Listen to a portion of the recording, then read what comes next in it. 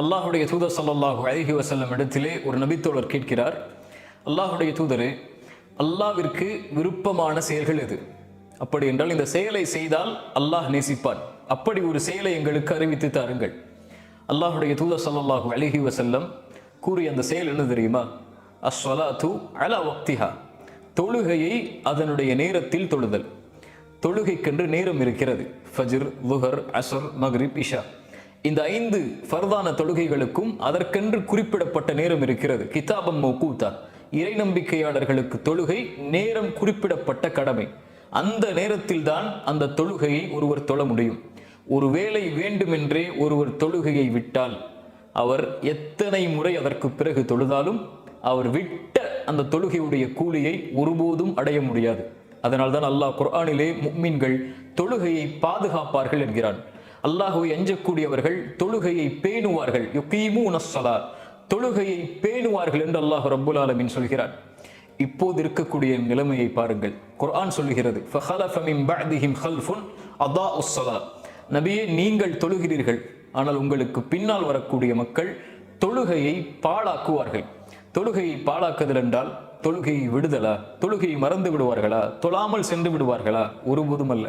தொழுகையை பாழாக்குதல் என்றால் நபித்தோழர்கள் விளக்கம் சொன்னார்கள், தொழுகையை அதனுடைய நேரத்திலிருந்து தவறி தொழுதல்.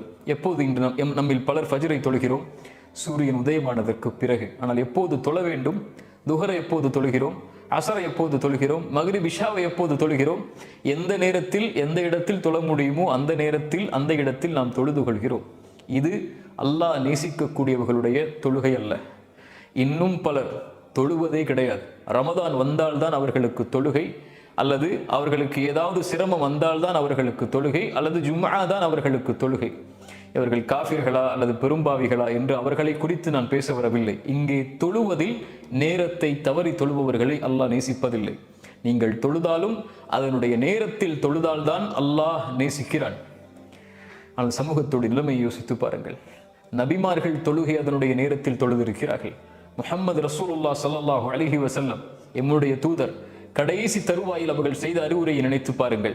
அஸ்ஸலா அஸ்ஸலா, தொழுகை தொழுகை என் சமூகமே என்று சொன்னார்கள். மரணப்படுக்கை, எழுந்திருக்கிறார்கள், மயக்கடித்து கீழே விழுகிறார்கள், மறுபடியும் எழுந்திருக்கிறார்கள், மயக்கடித்து கீழே விழுகிறார்கள்.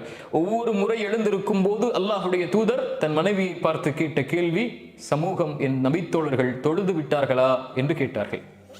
தொழக்கூடிய நேரம் முடியக்கூடிய நேரத்தில் தான் தன்னால் அந்த தொழுகைக்கு செல்ல முடியாது என்று உணர்ந்த அல்லாஹுடைய தூதர் கேட்டார்கள் ஆயிஷா அவர்களை பார்த்து, உங்கள் தந்தை அபூபக்கரை தொழுகை நடத்த சொல்லுங்கள் என்று.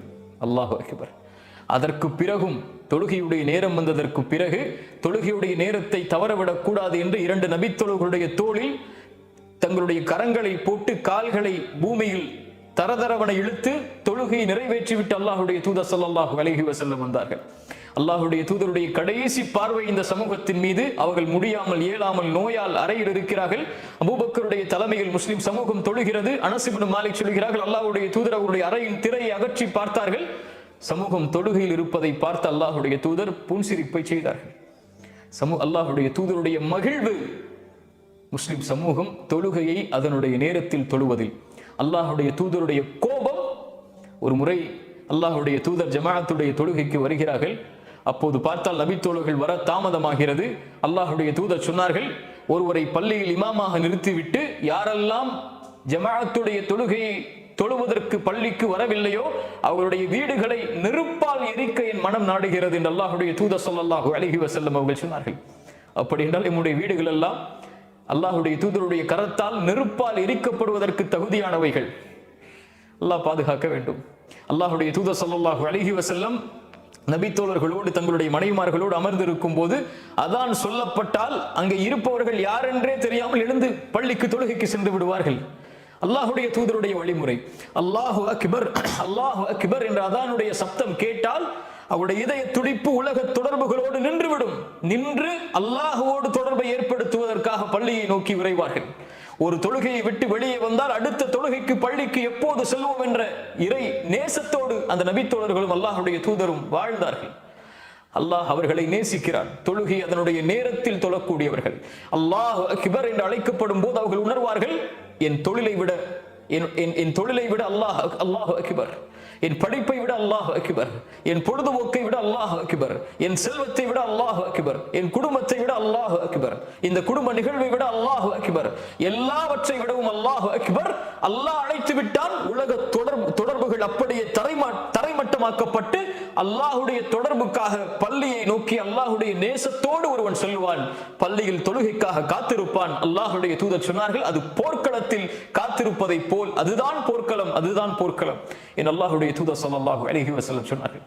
செயல்களில் அல்லாஹ்விற்கு விருப்பமான செயல் என்று அல்லாஹுடைய தூதர் ஜிஹாதை சொல்லுவதற்கு முன்னால் அல்லாஹுடைய தூதர் சொன்னார்கள், அஸ்ஸலாத்து அலா வக்திஹா, தொழுகையை அதனுடைய நேரத்தில் தொழுதல். அல்லாஹ் அப்படி தொழக்கூடிய மக்களாக என்னையும் உங்களையும் ஆக்கட்டும். அல்லாஹுடைய நேசம் அதை பெற்றுத்தரும்.